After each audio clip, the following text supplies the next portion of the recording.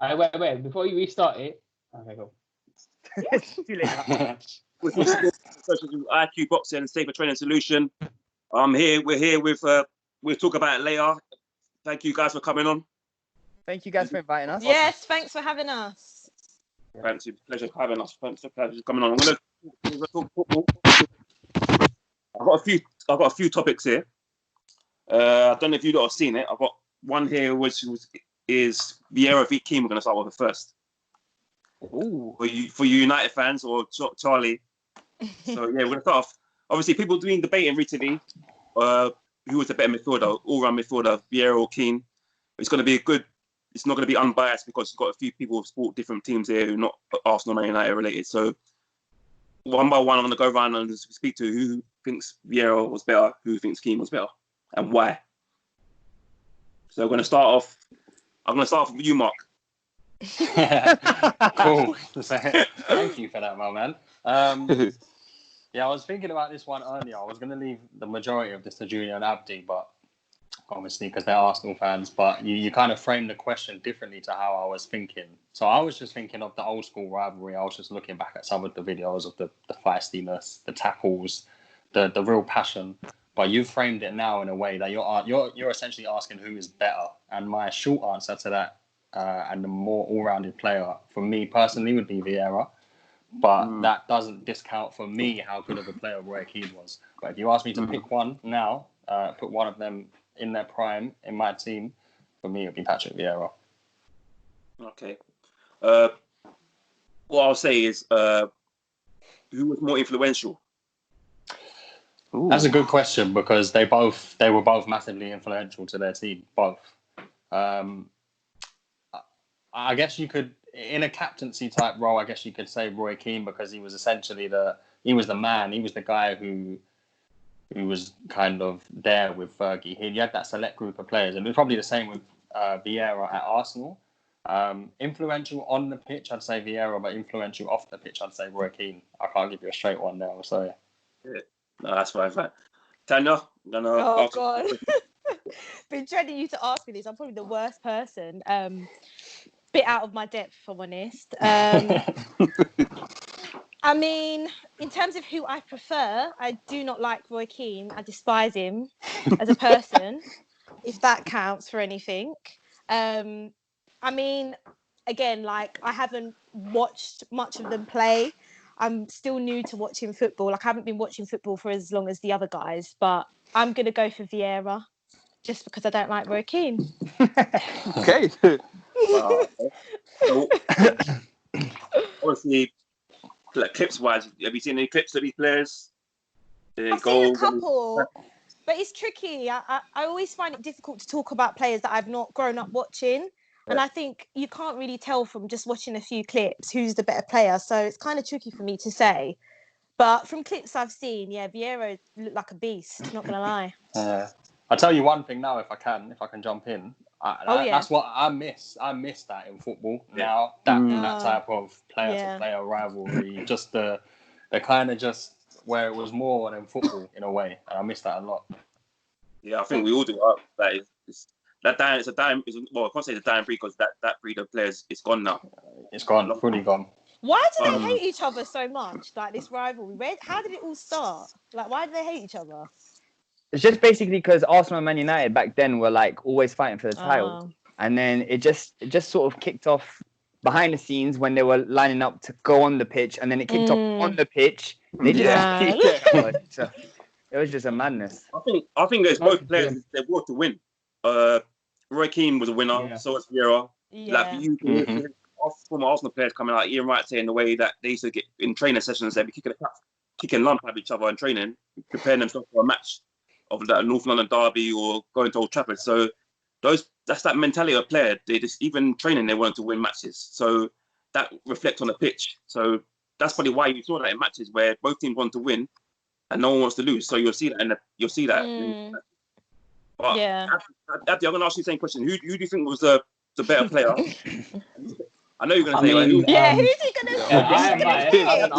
Abdi, I'm going to ask you, who's the more influential player? In terms of influential, like Mark said, off the pitch, obviously it'd probably be Roy Keane. Because I mean, I say influential, but I mean psycho, more psychotic. Definitely. But like the way Roy Keane, like he was obviously very influential to his teammates through fear. But like, I mean, in terms of like influential, the way I look at it is Vieira. He was more influential to like generations gone past. Till now, people are still saying who the next Vieira. Like they call a big, tall black midfielder the next Vieira. So I mean, but until now, we've not seen anyone that. But I mean, if you ask me who's better, I know I'm biased, but unequivocally, I would say Vieira because, like, not only what I think like, obviously Vieira, what he did to Arsenal, like Arsene Wenger said specifically, because Vieira was one of my most important signings because, like, I brought him in as soon as I came in, and then you see what kind of player Vieira was. It almost like gave Arsene Wenger some sort of like leverage in the fact that okay, this is the kind of player he brings in, and then you see Vieira, like the type of player he was. Not only was he extremely technical and obviously an unbelievable athlete. I feel like he's above Roy Keane in that level. But like obviously, Roy Keane, he's an incredible athlete himself. But obviously, I don't think he has the technical ability that Vieira had to that level. But yeah, so influential to his teammates, probably I would say Roy Keane. But I mean, in terms of generations and influential to different players as well, is Vieira. Okay. Cheers. I'm going to ask you the same question. Who was the better player? So I'm going to ask you first. Better player? Yeah. On the pitch, I'm going to say Vieira. Because Vieira technically was better than Roy Keane. Roy Keane was just, he stopped the play, give it to the better players, Scholes, Beckham stuff. But just that game in '99, the Champions League semi-final, he got booked, missed the final. Most people were sulked, cried about it. They didn't. Dragged us off the floor, got us back in the game, got us to the final. That man was just phenomenal. I don't think it's hard to compare them because they're both different types of players. Yeah. Like Vieira was a box-to-box midfielder. Get your goals, he'll stop goals. Keane was just, I'm shutting shop, you ain't getting past me, you've got to be the best player in the world to get past me. If you're not, you ain't getting past me today. So they're two completely different. It's hard to compare them. But technically on the pitch, I'd say Vieira. Can I jump in there really quickly? Yeah. I think one thing that you didn't mention was Roy Keane's adaptability, because when he first started at Forest, he was like more of an attacking player. He was coming in to get goals and stuff. And when he was at United, his first 2-3 seasons, maybe it was that as well. But he said it himself that he was so lucky to play with so many great players that later on in his career, he just dropped deeper and was just able to do what you said, which just get the ball back and be able to pass it to these better players. And so for that, Roy Keane needs to be commended as well for understanding what his role is to a team and all that kind of stuff. Yeah, I agree with you. I'm going to ask Tyrone the same question. Who is more influential? Maguire. Maguire. Okay, Tyrone. For me, it's Roy Keane. He's more influential because he had a demeanor about him that let the other players on the pitch knew that you can't lose. He had the mentality that if you're in, you better scoring. Do you know what I mean? He was one of those people that will always shout out players to better themselves on and off the pitch, whereas he's more of just a technical gifted player. He will get the ball, pass it to people on the wing, try and create some attacking play and things like this. I didn't see him as obviously captain either, but I didn't see him as what there were some great at United, like you got your Scholes, your Beckham, Giggs. But with Roy Keane, he had the dominance over all of them, whereas in Arsenal, I don't think Vieira had a dominance over all the players at Arsenal. I think that he had a say, per se, of how they would play and how they would progress within the game, if that makes sense. Yeah. When you say dominance over all these players, I think Roy Keane had the fear factor of that he would bring the fear factor to the teammates, where he was kind of like Ferguson's number 2 on and off the pitch. Yeah. So maybe if a player wasn't training right, he wasn't giving his all, he'll pull him up on that. So that's where I think Roy Keane, Vieira was more of a player who'll lead by example on the pitch. He'll do his talking on the pitch. So there's games where I've seen growing up with Vieira and he single-handedly won Arsenal game, like Champions League games. I definitely think he's more influential on the pitch than obviously like Roy Keane. Roy Keane was the one that, for instance, like you said, you remember that night when we played Man United or Highbury at the time, and they beat us 4-2, and obviously in the tunnel leading up to the game, the big little "I'll see you out there on the pitch, I'll see you out there," and then that kind of got his teammates fired up. I watched the game with Chiz that night, and I was thinking, when he done that, I'm thinking, bloody hell, we're in for a game here. I think I was actually in the worst, and we did get beat quite convincingly that day, and that's probably because Roy Keane won the game for them in the tunnel. He reminds me of what's his name, Gattuso. Him and Gattuso. I think they might have played each other back in Champions League before. I don't know if it is for Juventus when Gattuso was that. I think it was Juventus. I can't remember at the time. AC Milan. AC Milan. But they might have played each other before. But Elijah, I'm gonna ask you that question as well. Who was more influential, Roy Keane or Patrick Vieira? You know, I'm gonna surprise everyone and say Roy Keane personally for me anyway. Jeez. Roy Keane had something about him, man. It was the desire to win, and you don't get types of players getting in their faces. Huh? What did you say? I don't know. You break up a little bit. Go on, Put the 20p in the machine, mate. You guys. Now I'm just saying, like, he did the dirty stuff well, you know. He was committed in doing that, and he had that leadership to do it on and off the pitch. I mean, he was just some kind of player. But when you recognize your sort of position in the team or what you bring, you let others do the fancy stuff. You just do the dirty stuff in order to make sure your team wins. So I would say in terms of influence, he was more. Not forgetting Vieira, though. Vieira was a different kind of player still. He was amazing going forward, you know, box to box, excellent. And he should be put in high accord. But I mean, Roy Keane, he was something else, man. Especially in that tunnel. When you watch documentaries, honestly, you can still see it in Roy Keane's eyes. He just hates him. He's just a nasty piece of work. He's a nasty piece of work. Like, I just wanted to end you on the pitch. And I was like, Roy, is that you? So, for me, yeah, it was. Let it be known, yeah. Let it be known that Roy Keane went onto a pitch, yeah, to specifically break a man's legs, and he did so, yeah. If he hated Vieira so much, why did he break his legs then? Point taken. Because Vieira would beat him up. Vieira didn't take him out for a year or so. That's why he did it. We're going to move on from this one anyway. We're going to talk about 5 best Champions League comebacks, but I'm going to let you lot pick your top 3. Oh, that's difficult because I've got a list of 5 here. You're asking me to cut 2 out. Yep. I only got 1. I ain't got 3. I'm gonna throw the categories out there, yeah? So for you Liverpool fans, Liverpool 4, Barcelona 0. Yeah. Special. There's nothing wrong with that. That night in the new camp, Man United 2, Bayern Munich 1. Yep. Deportivo 4, yeah. AC Milan 0. Yeah. That was a good one. Roma 3, Barcelona 0. And then you got a night in the new camp again. Barcelona 6, PSG 1. They came back from that 5 goals down. And then Liverpool 3, AC Milan 3. That night in Istanbul, Liverpool going on to win the Champions League on pennies. So I'm going to get you guys to narrow it down to your top 3 and why you picked the top 3. So I'm going to start off with Elijah.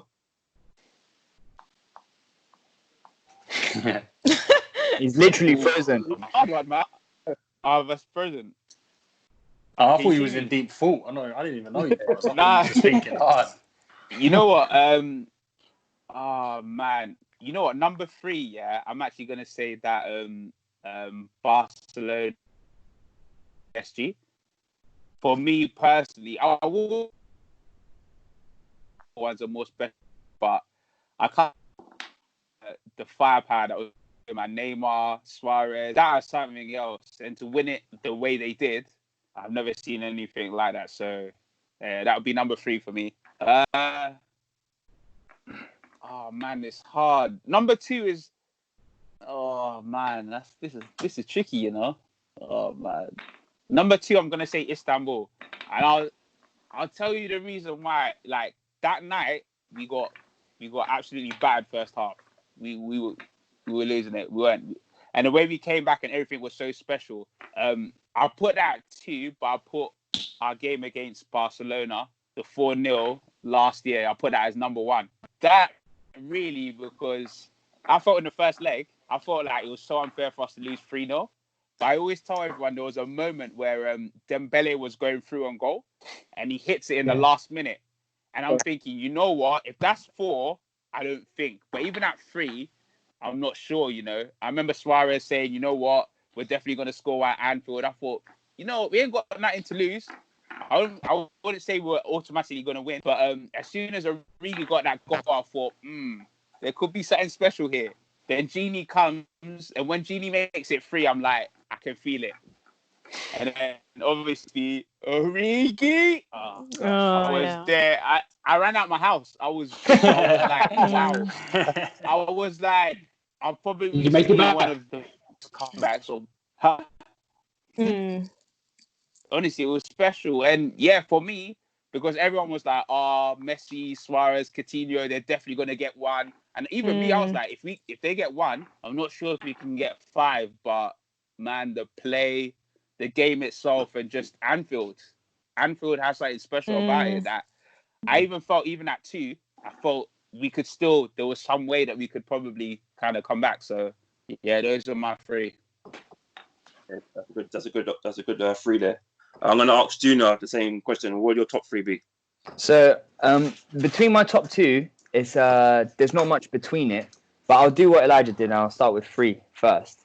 So at number 3, I'll put the Bayern Munich Man United game because they did it in such like dramatic fashion, doing it late on.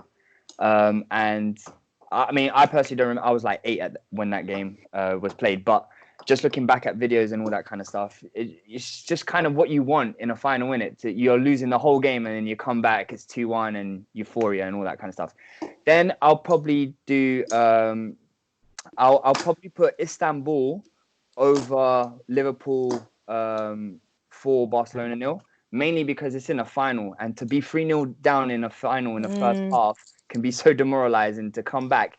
And you might say as well that Liverpool and Barcelona are probably evenly matched nowadays, whereas that AC Milan team has incredible legends in it, and Liverpool's probably Liverpool were the underdogs in that game. I don't know if Elijah and Mark will agree with that, but I feel like they were. Like, you had Kaká, 100%. Absolutely. And all these guys on the other side of the pitch, and then they came back. And credit to Rafa Benitez, like tweaking certain things, taking man off, even though there were 2 injuries as well. And he just, the way you and I mean, come on, who's thinking Liverpool's going to come back from 3-0 down against AC Milan? I mean, so that for me goes above Liverpool Barcelona. But I have to agree with Elijah. Like when the game started, the Barcelona game, the Liverpool Barcelona one at Anfield, I don't know. It must have been something in the air. I was feeling it as well. I'm not even a Liverpool fan, and I was like, hey, they're gonna win this. It's just like you could just tell. Like Coutinho was on the pitch, but I'm pretty sure he didn't play that day. And like, yeah, to keep Messi quiet and all this kind of stuff. Now Liverpool, yeah, that one is very close between Istanbul and that Anfield night. I'm gonna ask Mark the same question. Yeah. My top 2 are the same top 2 that I've been already. My number 3, I'm just going to go by my list that I had earlier. So number 3 for me is the Barca 6-1 PSG. Ooh. Just because it was, I think, what was it, 4-0 the first leg, wasn't it, to PSG? Yeah. That is just, I haven't seen something like that in a game in the Champions League. I don't think I have. And that for me places it at number 3. And then my top 2 is the same order as Junior. Because for me personally, nothing ever will top Istanbul in terms of a final play. And just what happened in the game was so unexpected. Literally so unexpected. I don't think we'll see something like that in a final again. When you look at that AC Milan team, you look at that starting 11, that's a team. Each and every one of those players is a legend of football in their own right. That team, for me personally, should be looked at as one of the best teams in history of the game. When you've got a midfield diamond with Kaka, Seedorf, Pirlo, Gattuso, it's got everything you need. Then you've got Shevchenko and Crespo up top, and I'm not even going to get into the defense because the defense is Maldini, Nesta, Cafu. So for me personally, that will always be number one for me. And when I think about that, I always get goosebumps. And then obviously you've got number two. I wasn't like Junior, and I didn't think it would happen. I have to be honest. Simply because I thought we'd go into the game. I thought if we get an early goal, let's see what happens. But I thought when you've got a player like Lionel Messi coming to Anfield, you kind of think he's going to score, or they're going to find some sort of way to score. I thought they would score, and the fact that they didn't, and then we won that game 4-0, just puts that second for me, 100%. Can I just add something to what Mark was saying about his number 3 choice? Because it was really difficult because I was thinking about this as well. Not only did PSG have a 4-0 lead over Barcelona, they scored to make it 1-1 or 2-1, which meant Barcelona needed to score more. And it just was more dramatic. And it was an away goal. Exactly. And so, that in its own right is just a movie in itself. Because I think Sergio Roberto scores in the 96th minute. And shout out to Neymar, because everyone credits Messi. But Neymar in that game, you of all people shouting at Neymar. You of all people shouting. That's how you know he deserves. That's how you know he deserves credit where it's due. Abdi, don't give me that. Now, just quickly, so I've just got a couple of honourable mentions because I don't want to leave. So I had. No, don't do the honourable mention. Honourable mention will be one of mine. The one I'm gonna use. What? Which one? No, I don't think it. The one that all of you have missed out is the Tottenham Ajax, man. That's bro, what are you trying to steal my thunder for? That is my number one. Thank you, Abdi. That's why you said number one. That's why that is my top. That and United, Bayern, and Roma, Barca. They were all kind of in my thinking. Those 3 as well. Okay, brilliant. I'm going to ask Chisel that question. Well, number 3, I'm going to go with Istanbul. As much as I hate Liverpool, can't stand Low. I love it. I love it, Chiz. Love it. Just the comeback, 3-0 down. I'm sitting there laughing at my brother going, win the Champions League. Stop. Come back, I'm just gobsmacked. I'm like, nah, this ain't happening. And then Shevchenko missed that chance right at the end. Double chance. I still don't know to this day how do that. I think he did what he did. I think he did. He had a 5 on him to not score. And then my number 2 is going to be PSG, Barcelona. Just that comeback. The score, Neymar got 2 goals in the 90th minute. People forget that. 2 goals, and then the ball there, and everyone thought he was going to shoot, the little dink. And then Ramos, Sergio Roberto with the luckiest touch ever to get the goal. But obviously, number 1, there's no question, is there? Munich. You can't. Sitting on my stairs thinking, we've lost this game. And then my dad's like, no, all season we've come back, 90th minute goals to get 2. You just can't beat that. You can't. Special memories, that is. Fergie time, isn't it? Yeah. It's like Paris Saint-Germain. I don't know if he's still here, Tyrone. But I'm gonna ask Daniel. I'm gonna ask you your top 3. You can add your Tottenham to there if you want. But yeah, what's your top 3? Yeah, mine's gonna have to be a top 2. I mean, it sounds like some amazing games that I need to watch on highlights.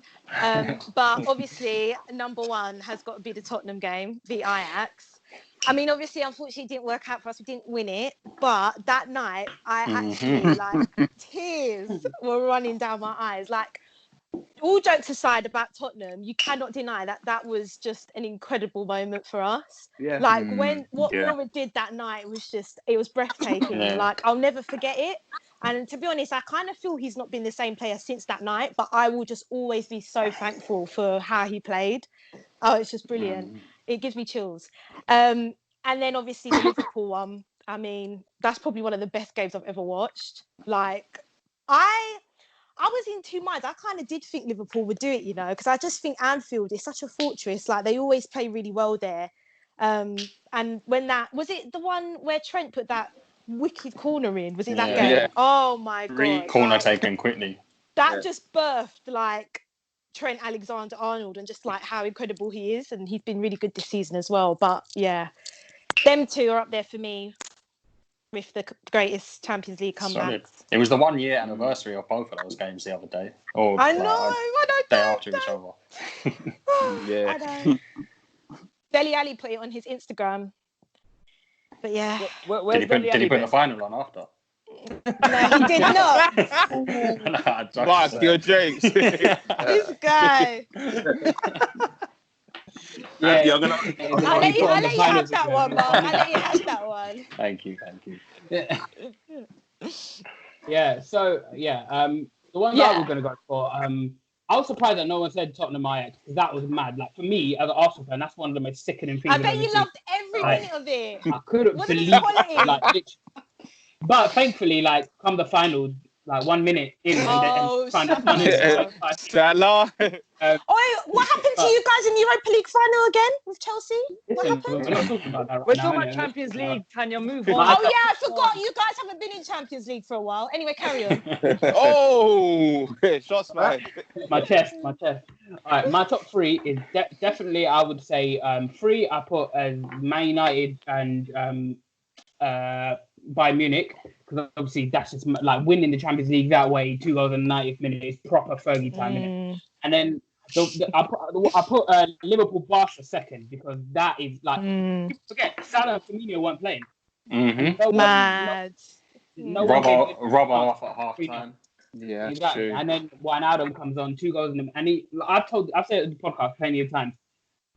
Going to Anfield when the lights are off and when the lights are on and it's dark is peak for anyone, because that crowd they've been drinking for 12 hours straight. It's peak if you go to Anfield at that time as well. And then like you just melt. That's what it is. You can't stop it. You just melt. And number one is definitely Istanbul, because Liverpool. Like Junior said, Liverpool were massive underdogs. Because you pick up some of the players who were playing for them. Milan Baros up front, man scored 5 goals a season. Jimmy Traore at left back. Jimmy Traore. Oh jeez. Oh my gosh. And they did it as well. Big up to Benitez as well, because that guy is a European master, bro. Like the way he changed it and brought on Harman half time, allowed Gerrard to go forward in the end. Like we talked about Roy Keane earlier on, about how he basically took Man United to the Champions League final by himself. Gerrard didn't do it by himself, but like he pretty much, he almost did, bro. I'm not gonna lie. Yeah. Scored the first goal and won the penalty. Yeah, and we wouldn't have even been there without his goal against Olympiacos. I was about to say, that's true. Even from the group stages, that whole 05 Champions, that was all him pretty much, with a bit of Luis Garcia chucked in. And a bit of goals that don't go in yet. Ghost goals. Our Czech would have got sent off anyway, man, if he pulled it back. It's one or the other. But sorry, actually, go on. I don't know if Taron's still there. Taron. Yeah, where is he at? What's your top 3 Champions League comeback? Yeah, 3 would be the PSG Barcelona game, and the reason why that's number 3 is because before the game happened, I remember PK was in an interview, and he said because he was getting lots of hassle from the press and the fans, and he says, "We're going to beat PSG. If you don't believe it, don't come to the stadium." Wow. And from that, I thought, okay, let's see what works. They dominated. So I have to rate that. Do you know what I mean? That sounds like a man who's taken part in some match fixing. Like he saw a crystal ball or something, fam. You know what I mean? Like they were dominant on that. He was he was so sure of himself. He's like, don't come to the match. You know what I mean? Like exact words. You should YouTube it. It's sick. And then the second one, I would say the Liverpool AC Milan, because again, as everyone said, the way they came back was crazy, absolutely crazy. And they AC Milan didn't play bad. You know what I mean? They were playing well. It's just Liverpool had dug in and outplayed them basically. It's crazy. And AC Milan at that time had some greats at the time. So it was like you can appreciate good football. Do you know what I mean? Good attacking football, and that's what they did. So I applaud that. But the first one obviously has to be Munich, United winning, because that in short, like at that time, that's when I started watching football. I wasn't properly into it, but I started watching football around that time, and that showed me how great Man United was. Like, it wasn't just that game; it was like game after game. They'll win it the last 10, 15 minutes. You know what I mean? And but that solidified how they played. That solidified the hunger to win a game. Do you know what I mean? And so for me, not just the win it how they did do it, not just on that game, but every other game showed what Man United is about. Do you know what I mean? So for me, that is number one. When people think about comebacks, they have to mention that. Do you see what I mean? And that will hold. Can I just say one thing on the Barca PSG match? Yeah, it's mad, and like Neymar did his thing proper. Like that was a mad game. But let's not forget, yeah, PSG's manager was Unai Emery, and we know what man's on the other side. You couldn't go without mentioning his name. My guy had to throw it every under the bus. Genders have to remain, you know. Just one thing before we move on as well. Just on the Liverpool AC Milan game, Rafa Benitez was on Monday Night Football like a couple weeks ago, and they ended up asking him about like that game and like what his thought process was at halftime and stuff. And to hear him talk about like bringing on Hammond to nullify Kaká and all this kind of stuff is really interesting. So if you have some time, go on Sky Sports YouTube and watch that interview. It's really interesting. And Rafa Benitez is so like articulate. It's very good watch. From a tactical point of view, he won that game for us because he went three at the back, dropped Hammond in deep, and just let Gerrard do what he wanted essentially. And that's where two of our goals come from. He got lucky. Luck's a big thing in football. Who started? Come on now. Luck is a big thing in football. And unfit Harry Kewell over Hammond. And Harry Kewell come off as well, I know. For like 5 minutes. Harry Kewell come up, but he was a doubt before the final. I was surprised he even started. Yeah, and he got lucky. Lucky, But luck, I don't mind whether you call it luck or not, because the trophy's sitting in our cabinet. It's very true. It's very true. Ooh. No, but it's not. It's just like it is. No, I'm just saying. Oh, I'm liking it. Loving this. I'm loving this. Are you man gonna start? But after 99, the trophy's in their cabinet as well. That's what luck is. A beautiful thing in football. Yeah. Sometimes you need the luck. Yeah, you do. 100%. Yeah. Of course, we had no luck for you. But anyway, 100%. my number one would definitely be Liverpool being my number one as well, because I remember coming back. I remember I had a football match that day when Liverpool won the Champions League, and I was rushing back to watch that final. And I remember sitting down and having a cup of tea, watching the game, and then Liverpool down that 3-0 in the space of I don't know how many minutes it was. I was thinking that I remember the Crespo goal. I was like, oh my, the audacity to do that in the final, chip the goalkeeper like that. I was thinking, bloody yo, this game's done. The ball from Kaká, by the way, for that first goal was actually rude. Unbelievable. Should be loud. It's over him. I was like, oh my days, yeah. I think, you know what, that's them. They're champions. They're champions. So second half, I'm just thinking, you know, I was gonna just sit back and watch the second half and see what happens, see what the scoreline. I think it's gonna be like 5 or 6. And then it's the moment when Gerrard scored the header. When Gerrard scored the header, I was thinking, you know what? I think as a commentator, he goes, "Oh, hello." Yeah. I was thinking that felt like a chill down my spine, and I was thinking, you know what? He might come back, you know. And then we got the penalty, and then obviously the penalty was the third goal. But yeah, down the back end, and it came back to come back, and then I remember watching it during extra time. Gerrard had cramp. And you see him playing right back that night, pretty much playing right back. Carragher just both had cramp. I was thinking, no, they're gonna win it. You know, how can he put so much energy into this game and not win it? So you know what? To come back from 3-0 down for me, that was my number one for me. And that's definitely my number one ahead of any others. But we're gonna move on again. I'm gonna let me try to find some of the topics. First of all, I'm gonna ask you guys a bit about the Bundesliga season restarting. What you guys think of that? You think it's wise? I think it's a bit too soon, you know. Like, I mean, obviously, you have to have in mind that they've probably done all of the things behind the scene, like the risk assessments to whether like the emergency services are going to be able to be available and all this kind of stuff. That the conversations that we're having now here in England, you have to think like they've kind of thought about it, because if they haven't, this is so bad because you're putting so many people at risk. Yeah. And so hopefully they have.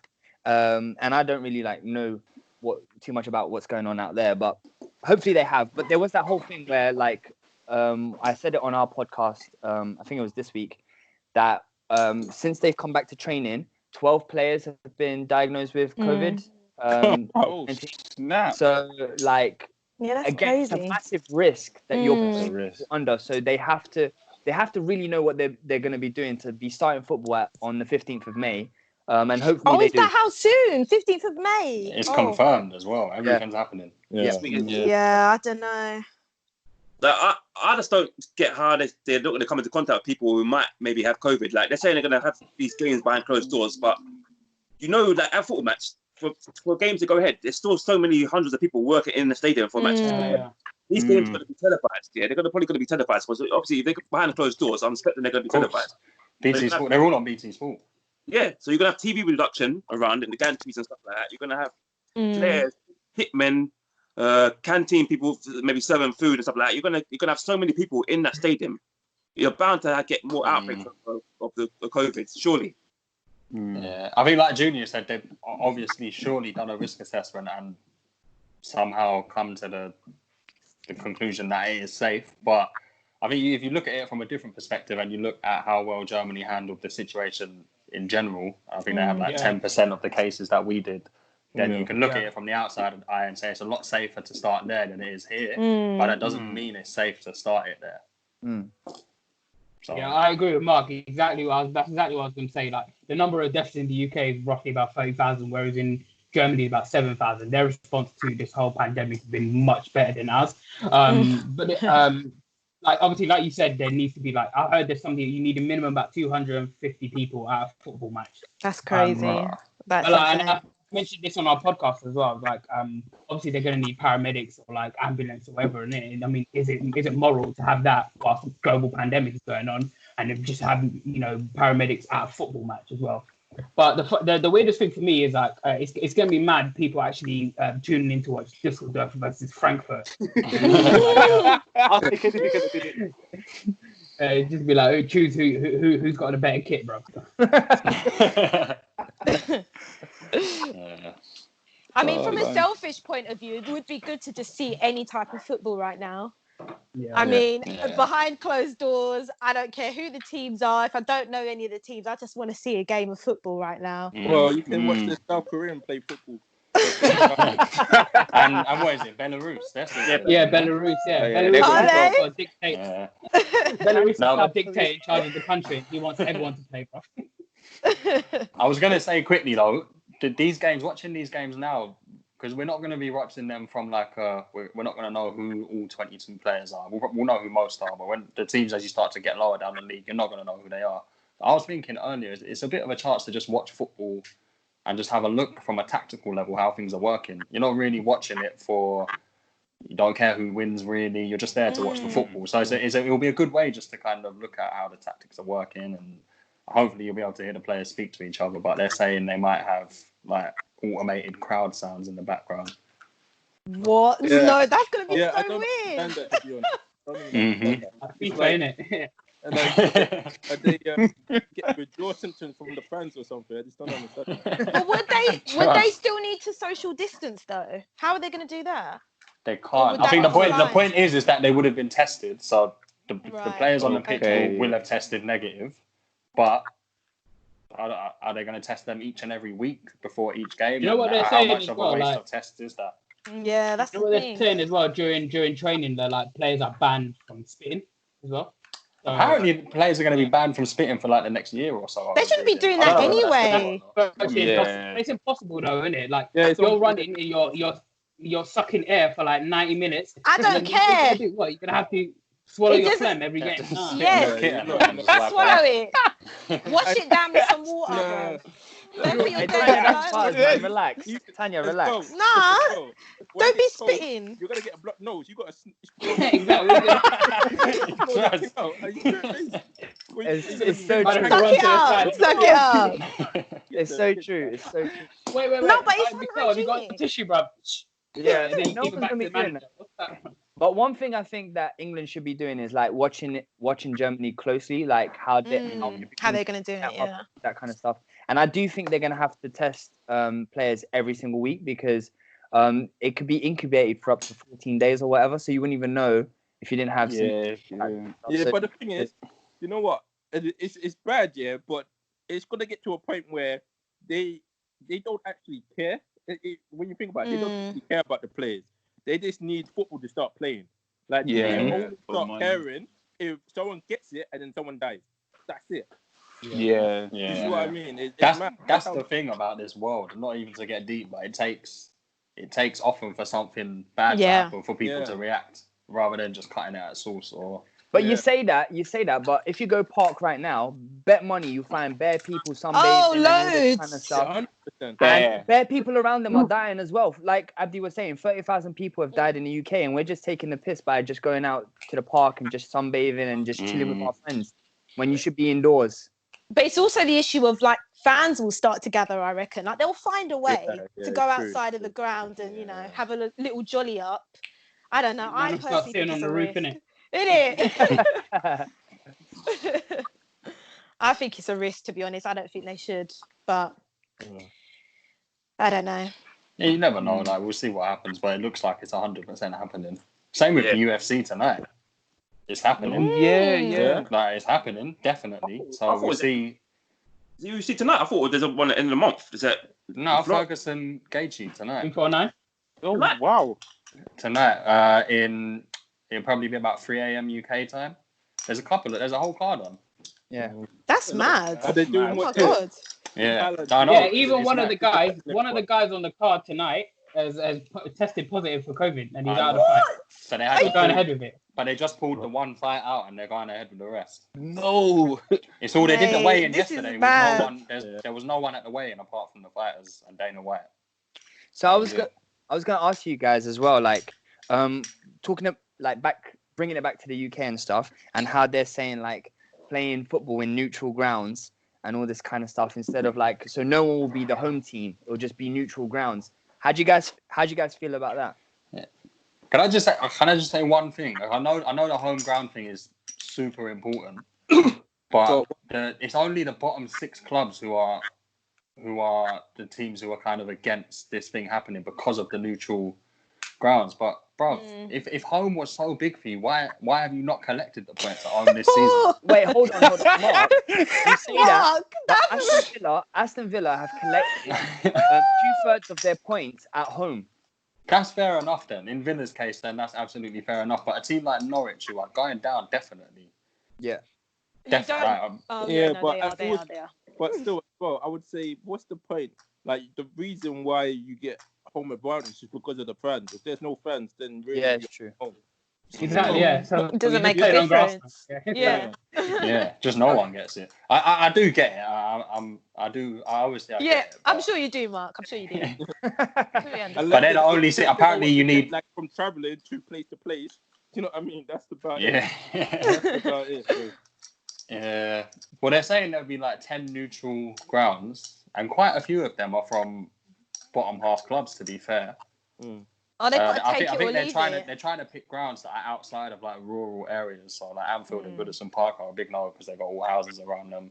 They're trying to pick the stadiums that are basically just like Sheffield United and Man City. Their grounds are quite secluded. Sheffield I mean, United. in the grand scheme of things, she's got an agenda at Sheffield United for no reason. I just don't like them. But, in the grand scheme of things, playing at home, like. It's not the end of the world. Like you're not gonna not know how to play football if you're not playing at home in it. At the end of the day, and also like Tyrone said, there's no fans in it, so there's no advantage you're gonna get anyway. So, but yeah, I feel like really, it's gonna be a long time until football fans are allowed back into football. A long time. Yeah. Football you can be weird for a long time, innit? Do you think clubs will take the mick and like take advantage of that, like raising prices or whatever? Yeah, probably. To exploit fans. I mean, it wouldn't be a good look, would it? In a time where people will be losing money. It's not a good look for football, is it? No. But probably. Wouldn't surprise me though. Wouldn't surprise me. Another £1,000 onto an Arsenal season ticket. Also, guys, I was thinking about this just now as well. In regards to like European leagues and championships and Champions League and things like this, it said that whoever flies to different countries, the minimum requirement will be a 2-week incubation. You'll have to basically be in isolation for 2 weeks. So I think that's going to affect Champions League and Europa League and things like this. City will be, because City looked like they were in with a decent shot this year as well. I'm not gonna lie. Yeah. Oh, poor City. Yeah. It's Peak, get it on PSG as well. It's the first time they got through that round for a long time. PSG. Yeah. Now we're gonna staying on PSG. PSG star Kylian Mbappe has come out and said that Ben Yedder should receive the League One Golden Boot alongside him for scoring 18 goals this season in the league, in the Premier League. What do you guys think of that? Obviously, last season we had Sadio Mane, Mo Salah, and Aubameyang scored the same amount of goals and all got the Golden Boot last year. Obviously, in France it's different. They've only given it to one player. What do you guys think of that? I think I don't know if this is right, but I think I saw that Ben Yedder played one more game than Kylian Mbappe, which is why Mbappe got it.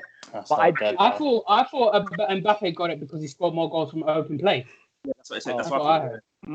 But what does a goal from open play count as 1.5 goals or something? Yeah, exactly. That's what I'm thinking. Yeah, so like half of Rashford's goals, you can just count it off.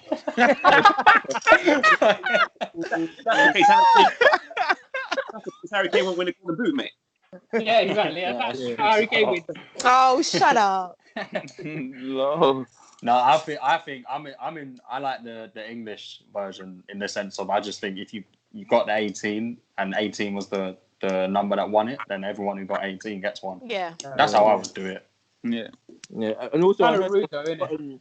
the bottom teams are suing the league as well because they're getting relegated. Oh, really? Yeah. France. Yeah, in France. Relegated. Yeah, so if you're on 3, you're relegated. It's really, I think they did it on points per game. Yeah. Yeah, it's peak. Yeah, I don't know. I don't know what they're doing in France, but yeah, I disagree with obviously one player and Yeah, I'm with you. I just disagree with the whole. I'm with football should start when it's safe. 100% start it when it's safe. Don't start it too soon. But I'm against the whole. Like, why would you not want to finish the season that's 75% complete? Why would you want to start one that hasn't even started yet over one that's 3/4 of the way through when it's safe to do so? That's my thoughts. I think we need to finish this season. It's the only way it's the only fair thing to do. Yeah. I don't know when that will be, but yeah, they you got. got to let football decide how football goes. Yeah, but the thing is, like for example, West Ham, I think 8 of their players had coronavirus, right? So, Really? I'm not too sure. Right. 8. Yeah. That's what they said. Yeah, there was that story before. Yeah. Yeah. So imagine you play now, and then 7 of your top players get injured, or not injured, but get coronavirus. They can't play again. So you're gonna have to get like 7 from reserves or from the academy to play. Yeah, it's so hard. So That's what. Yeah. That's why I think just start it when it's safe. Like that could be in a year's time. Like 2 seasons from now. I think they're more worried about the knock-on effect. So obviously next season, Yeah. And they're obviously that Euros as well next year as well. Yeah, and there's the whole thing about all the Premier League clubs have got 38 games worth of TV money this season. Yeah. So if we don't play the final 9 games, they've got to pay back 9 games worth of TV money back to the broadcasters, and that's a big chunk of money. That's where a lot of the clubs are going to find it difficult because they're going to have to pay money back out at a time when they're already losing money. Yeah. Clubs need that money. That's why there's a rush to start this season because they need to keep that money, and obviously the games will be broadcast. But then apparently there's something in the contract that says they only get the money if teams get relegated and so on and so forth. So things are decided. So they won't get the money if they play the games out and nothing happens. Like teams have to be relegated, stuff like that. That's why I think there's such a rush because of the money. There is a really a big knock-on effect because you look at it. I think Burnley come out the other day and said that if the season does get made of void, that they will be bankrupt pretty much. No. That's what I'm saying. Yeah, it's going to affect a lot of clubs, and the only really the clubs who could survive it are probably survive it like properly and come out quite healthy are the top 6, and maybe Everton and Newcastle. And Newcastle, and Newcastle and their Newcastle, newfound wealth. They're the big boys of England now. If that happens in terms of money and wealth. Yeah. But the Unfortunately. thing is, I don't understand how these big clubs, basically the millionaire clubs, are living like average people. Like they're living by monthly salary. Do you know what I mean? A monthly thing. Like what, football players? No, I mean football clubs. Like without, like it's only been 2 months. Yeah. Average person lives off every month of their salary, right? Whereas a club, they're earning millions of pounds. They're paying their players. How is it that they're going bankrupt after like 3 months or 2 months? It don't make no sense. Because I think a lot of clubs rely massively on the revenue that tickets bring in. Like massively. Match day revenue. Burnley don't even have a big stadium, so they can't. You know what I mean? But it's still like 25k times like what, £60 the average price of a ticket, and they're making that in 4 hours of their time. And you also have Man in Burnley ain't paying 60 quid for a ticket, bro. I exaggerated a bit in it, maybe like 20. But you have to consider as well, it's not just that, but it's like there's catering, there's kit sales, there's all of this stuff. But also, on the flip side, to your point, Tyrone, is that a lot of clubs have loads of staff that they need to pay. So if there's lots of expenditure